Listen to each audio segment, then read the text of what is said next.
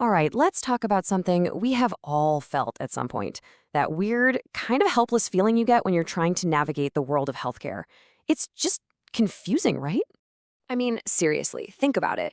If you're buying a car, you know the drill. You do your research, you compare prices, you test drive a few. But when it comes to something way more important, like a surgery, all those normal, common sense rules just seem to go out the window. So what gives? Well, it turns out we're not the first to ask this. Way back in 1963, a brilliant economist, a Nobel laureate actually, named Kenneth Arrow, he wrote this groundbreaking paper that tackled this exact question. And you know what? His answer is just as relevant, just as mind-blowing today as it was back then. So let's dive in and see what he figured out.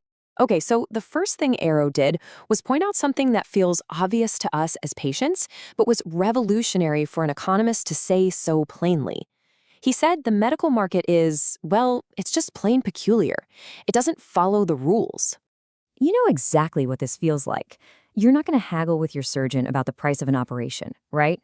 You can't exactly ask to try out a heart bypass before you commit. You're supposed to be the customer, the consumer, but you feel totally powerless, completely in the dark. So to really get why healthcare is such an outlier, Arrow first had to set up a baseline. He needed something to compare it to.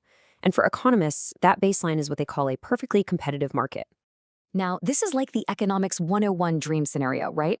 It's a theoretical world where you, the buyer, know everything you need to know. Sellers are all competing for your business with clear prices and great quality. Everything is transparent, efficient. It's the gold standard that every other market gets measured against. But the second you try to apply that model to healthcare, the whole thing just shatters. Informed buyers? Nope. We have patients who are totally in the dark. Clear prices? Good luck finding one. Predictable need? It's literally the most unpredictable thing in life. And competition? Well, that's the big question mark, isn't it? Does it even work here?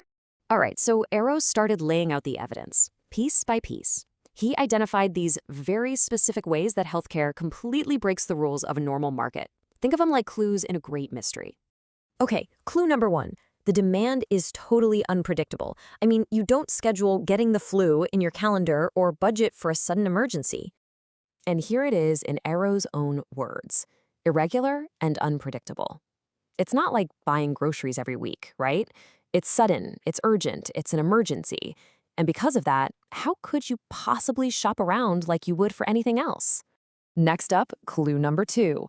And this one is a big one. The enormous, massive gap in information between you and your doctor.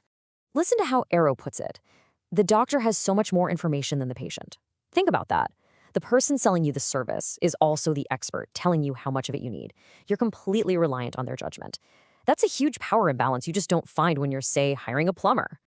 Okay, clue number three, barriers to entry. Let's flip over to the supply side. Ever wonder why you can't just decide to open up shop as a doctor? Because the whole system is incredibly restrictive. Arrow nails it right here. He says the most obvious restriction is licensing.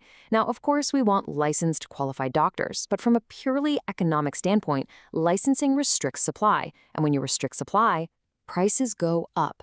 It's a basic law of economics and a huge difference from a truly free market. And now for our fourth clue, the pricing, which, let's be honest, is completely bonkers. It follows none of the normal rules of logic or supply and demand. Arrow even called it out back in the 60s, unusual pricing practices. What does that mean? It means the price depends entirely on who's paying the bill. Is it you, your insurance company, the government? The price can change dramatically. The sticker price on a new car doesn't change based on your income, but in healthcare, it just might. So let's recap the clues. We've got unpredictable demand, a massive information gap, a restricted supply of doctors, and totally bizarre pricing. They seem like separate issues, right? But Arrow argued they all stem from one single powerful source. He had a one-word answer that connects everything. Uncertainty. That's the word. That is the master key, the one concept that unlocks this whole crazy puzzle. This right here, this is the absolute core of his entire argument. He says that pretty much everything that makes the healthcare industry so strange comes from uncertainty. You're uncertain about when you'll get sick. You're uncertain if a treatment will even work. You're uncertain about what you really need. It all comes back to that one thing. And here's where it gets really, really interesting. Arrow's big conclusion is that our healthcare system isn't a broken free market. It's not a market system at all. Instead, it's a whole collection of institutions, kind of like patches, that we've created over time just to try and deal with all this fundamental uncertainty. Just look at this list. Insurance, that's our patch for the financial uncertainty of getting sick. Trust and professional ethics, that's our patch for the uncertainty we have about whether we're getting good advice. Licensing and all those educational standards, that's a patch for uncertainty about a doctor's basic skills. See? None of these things came from a competitive market. They're all social inventions to manage risk. But, these patches can have their own side effects. Take insurance, for example. It solves one problem, the fear of a giant bill, but it creates a new one that economists call moral hazard. Basically, if you know you're not paying the full price for something, you might just use more of it. And when that happens across the whole system, costs can really start to spiral. So, what about that huge information gap we talked about? How do we deal with that uncertainty?